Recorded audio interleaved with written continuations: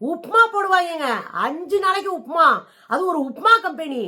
ஏற்கனவே கக்கூஸ் தான் நிறையும் சொன்ன கும்பலோட கைகோர்த்து நின்றவர் தான் சீமான். உங்களுக்கு நல்லா ஞாபகம் இருக்கும். 2வது காலை உணவை குறித்து தொடர்ந்து பொய் பிரச்சாரத்தை பரப்புற கும்பல் தான் நாம் தமிழர் கும்பல். 5 நாளும் உப்மா போடுறாங்க.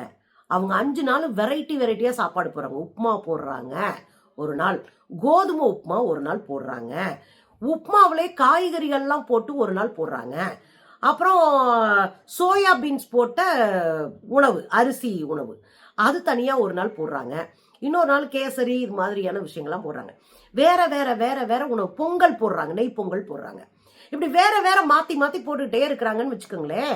அதை எவ்வளவு ஹைஜெனிக்கா பண்ணி கொண்டு போய் மாணவர்கள் கொடுக்குறாங்க. இடையில எதையும் கலக்க முடியாத அளவுக்கு எப்படி சீல் வைக்கப்படுது வரைக்கும் காமிச்சாங்க. இவங்கெல்லாம் பொறுக்க முடியாத கும்பலுங்க. அதுலயே அண்ணா சொல்றாரு, என்னங்க பெரிய கால சாப்பாடு கால சாப்பாடு கால சாப்பாடுன்னு சொல்றீங்க. ஒரு கால சாப்பாடு கூட கொடுக்க முடியாம தானே ஒரு குடும்பத்தை வச்சிட்டு இருக்கீங்க. 1000 ரூபாய் கொடுத்துட்டு தானே அவனை அடிமையா வச்சிட்டு இருக்கீங்கன்ற மாதிரி பேசுறாரு. நான் ரொம்ப தெளிவாவே கேட்கிறேன். 47க்கு பிறகுதான் இந்தியாவை கட்டமைக்க ஆரம்பிச்சோம்.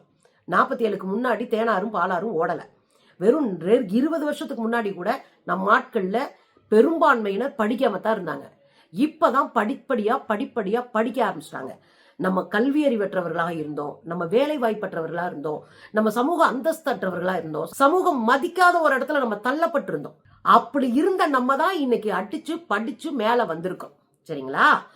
அதனால உடனே தேனாரும் பாலாரும் ஓடின நாட்டுல திராவிடம் வந்து எல்லாத்தையும் கெடுத்துச்சுன்னு உருட்டுற வேலை எல்லாம் விட்டுறணும்.